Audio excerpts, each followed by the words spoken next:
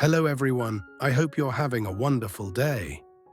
Today we'll continue exploring the story of Toan and Thu Diem, a quiet day that turns tense when a simple act of kindness leads to an unexpected loss, forcing them to choose between walking away or staying until the very end. When helping someone costs more than they expected, will they still hold on to what truly matters? If you enjoy this story, don't forget to subscribe to the channel so you won't miss the next videos. A new day begins very early. The sky is clear and high. The air is cool, still holding a faint trace of the night. Morning sunlight slips through the line of trees in front of the house, spreading evenly across the ground without harshness. Everything around is quiet, only birds calling to one another and a light breeze brushing the porch can be heard. Thu Diem wakes up first. She is used to opening her eyes before the morning fully arrives. She lights the stove, washes rice, and cooks breakfast. Her movements are slow and steady, never rushed.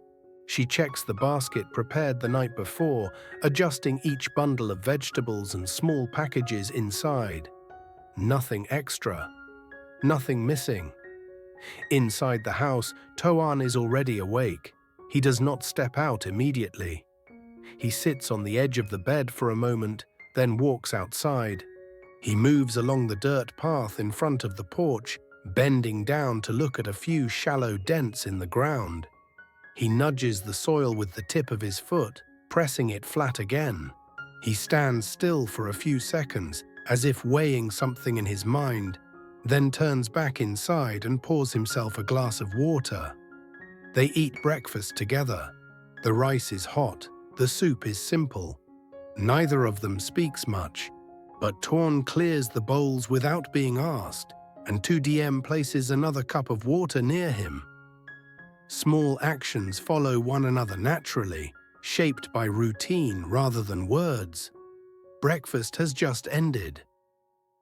The bowls are still on the table when footsteps sound at the gate. The steps are slow, unhurried. An elderly man stands there. It is Uncle Num, a neighbor who lives a few houses away. He is in his early 60s, thin with a slight curve to his back. His shirt is dusted with dirt, and a worn old hat rests in his hand. Uncle Num does not step fully into the yard. He remains at the edge of the gate, speaking carefully. He explains that part of his chicken coop collapsed a few days ago. The chickens scattered. At night, they have nowhere to shelter. He is old now and cannot manage everything on his own. If they have time, could they help him rebuild it temporarily so the chickens have a place to stay?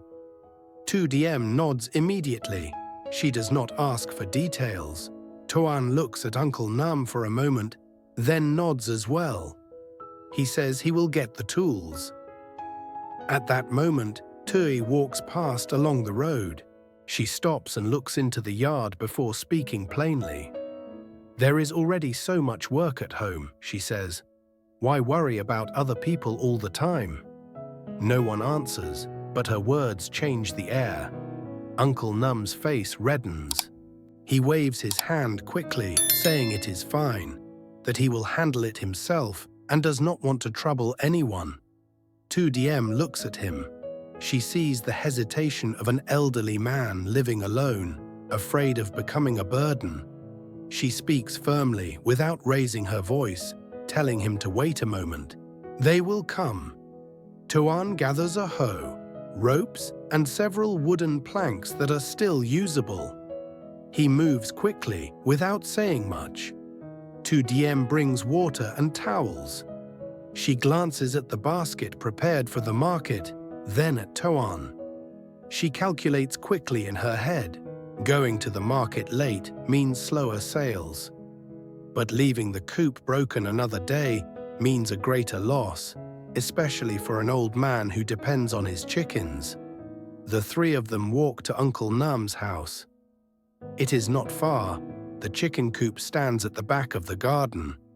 One corner leans heavily. Tin sheets are displaced. Wooden posts have loosened. Damp straw clings to the soil. Chickens scatter in every direction, some hiding in bushes, others standing helplessly in the sun. Toan does not start working right away. He examines each rotten post and loose rope carefully. He says rebuilding it the old way will not last. Even a light wind could knock it down again. The weak posts must be replaced. His voice is calm and practical, focused on what needs to be done. Tu Diem hands Uncle Num a towel and asks him to sit and rest. He sits on a low step, but keeps his eyes fixed on the chickens. Each time they scatter, his grip tightens around his hat. Toan begins working. He digs deeper holes and drives the posts further into the ground. Tu Diem holds the wooden board steady while he tightens the ropes. Uncle Num wants to help, but is given lighter tasks, passing tools, holding rope ends. He moves slowly but carefully. Thuy passes by again, watches for a moment, and reminds them to save their strength so they do not exhaust themselves. No one responds. Toan simply works a little faster. Near midday, the sun grows stronger. The frame of the coop stands, but the roof remains loose. Chickens cluster nearby, still restless. Tu Diem gathers the strays, guiding them closer to the structure. Sweat runs down Toan's face. She offers him water. He takes a few sips and continues working. Tu Diem's phone vibrates. A familiar contact from the market asks whether she is coming. She looks at the coop, then at Toan, and replies that she will arrive late. Toan turns to her and asks whether she can go to the market. Tu Diem looks at him and answers clearly. She will sell what has already been prepared. He must continue working with Uncle Num, but if he feels tired, he must stop. Toan nods and promises. Tu Diem returns home to take the basket and heads to the market. She walks quickly. At the market, she sells steadily, stating prices clearly and weighing carefully. But her eyes often drift toward the clock. In her mind, she keeps seeing Toan standing under the sun, pulling ropes and bending close to the tin roof. Back at Uncle Num's house, Toan and Uncle Num continue working. As the roof nears completion, one chicken's leg becomes tangled in a loose coil of rope. It struggles violently, crying out. Uncle Num panics and rushes forward. Toan frees the chicken, but it collapses, breathing heavily against the hot ground. Only a few minutes later, the chicken does not stand again. Uncle Num sinks down onto the ground. Toan stands still, the rope still in his hand. No one speaks. A breeze passes through the garden, making the loose tin sheets rattle softly. At the market, Tu Diem finishes her last sale when her phone rings again. This time, it is a call. Short, urgent. Tu Diem, come back quickly. Tu Diem does not ask anything more on the phone. She puts the money into her cloth bag, folds the tarp, says a quick goodbye to the customers, and leaves the market. Her steps are faster than usual. The familiar road feels longer. In her mind are only images of the unfinished coop and Toan standing under the sun. When she arrives at Uncle Num's house, the scene has changed. The coop is almost finished, but the air is heavy.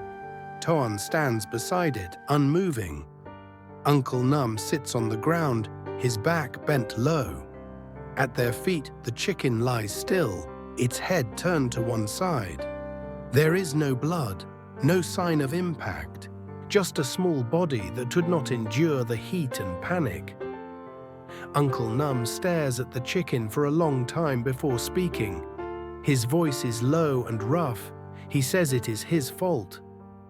The coop collapsed. The chickens panicked. He is old and could not manage in time. He wipes his face, but his eyes remain red. Toan says nothing. He looks at the chicken, then at Uncle Num. The rope is still in his hand. Tu Diem steps closer and crouches beside the chicken. One look is enough. Some things happen even when no one wants them to. Thuy stands outside, not coming all the way in. She says that helping only caused more trouble. Time was lost, and now something is gone. If no one had helped, this would not have happened. Her words make Uncle Nam stiffen. He pushes himself up, his voice trembling but firm. He says enough. He will not ask for help anymore. They should go home and not get into trouble because of him. Silence settles. A breeze moves through the garden, making the tin sheets rattle softly. Tu Diem looks at Toan. Toan looks back at her. She knows that if they leave now, Uncle Nam will close the door and struggle alone. The coop is not fully secure. The chickens are still unsettled. When night comes, even light rain or wind could cause more trouble. Tu Diem straightens. She speaks slowly, clearly. The coop is not finished, so they are not leaving. If the chickens have no shelter tonight, it will be worse. Selling less today is acceptable. Tomorrow she can make it up. But leaving Uncle Nam like this is something she cannot do. Uncle Nam shakes his head. He says they have their own lives and work. They should not suffer because of him. Tu Diem answers that whether she loses or gains, she accepts it herself. But she cannot walk away now. Toan then speaks. He says he will continue working with Uncle Nam and finish it properly before going home. His words are few but firm. Thuy does not say anything else. She watches for a moment, then leaves. They start again, more slowly this time. Toan removes the rushed bindings and replaces them. He digs the post holes deeper, packs stones in, and secures them firmly. Tu Diem gathers the tangled ropes, clears the ground so the chickens will not trip. She reminds Toan to drink water. He does, then continues. Uncle Nam wants to help, so Tu Diem gives him tasks within his strength. He gathers dry straw and places it in the corner of the coop. He sets the water tray lower so the chickens can drink easily. He works slowly but carefully, checking each task when finished. By late afternoon, the sun softens. The coop stands firm. The roof is tight. The chickens begin to settle inside, no longer scattering. Uncle Nam watches them, his shoulders finally relaxing. He says nothing, but his expression has changed. Toan steps out of the coop and brushes dirt from his hands. His shirt is soaked with sweat and dust. Tu Diem hands him a towel. He wipes his face and looks around. No words are needed. The work is done. Uncle Nam goes inside briefly, then returns with a basket of eggs and several chicks in a cardboard box. He offers them, saying he has no money to pay, only these to give. Tu Diem waves her hands, saying they helped without expecting anything. Uncle Nam looks at her directly and says they should accept, so he can feel at ease. Toan glances at Tu Diem and nods slightly. They accept, not out of need, but understanding. On the way home, the air is cool. The breeze is gentle. They walk slowly. Neither speaks much. Tu Diem thinks about the market. She earned less today, but the sense of loss feels lighter than expected. By the time they reach home, night has fallen. Tu Diem cooks dinner. It is simple. Toan sits and prepares vegetables. There are small scratches on his hand. She applies oil gently. He lets her, not pulling away. After dinner, Toan says what they did today was right.